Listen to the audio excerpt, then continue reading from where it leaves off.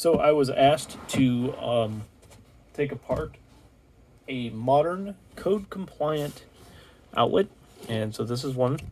This is tamper resistant.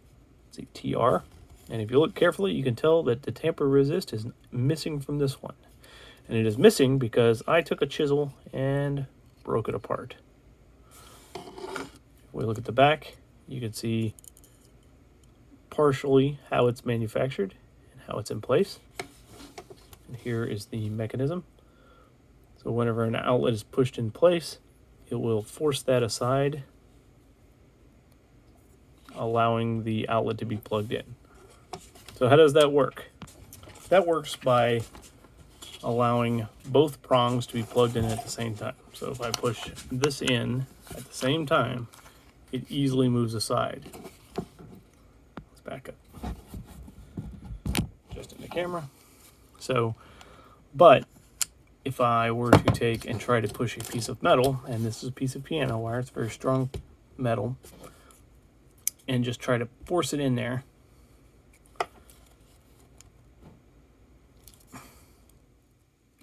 it does not work. And to make sure that I'm not like holding it with my hand, we're just going to set it in place. Maybe it'll go back into place. Probably would if I turn it around the right way. There we go. And we're just going to push it. And so what happens is that one side can be forced in. See how it scissors up like that? But when it's pushed like that, it won't slide over, because there's nothing pushing it that way. But when it plugs in, when they both hit at the same time, it rides a little ramp down. So if I just, because I can apply even pressure, it just rides a ramp down. See, it's very easy to move inside of here. But without, I can't force that piano wire into there. But when I go to plug in my wall wart, it plugs in relatively easy. It can be fiddly. So, there's our compliant mechanism. If we have it out, we can very easily apply pressure and move it over to where it opens. But we cannot apply pressure and make it open easily. So let's take a zoom in, and we'll just pop this out and see how it's put in there.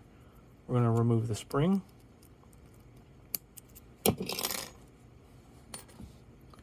And you can tell with the spring not holding pressure against it, it just falls open. And it does that because if you look inside of there, there's two little ramps and two little prongs that sit inside of those ramps.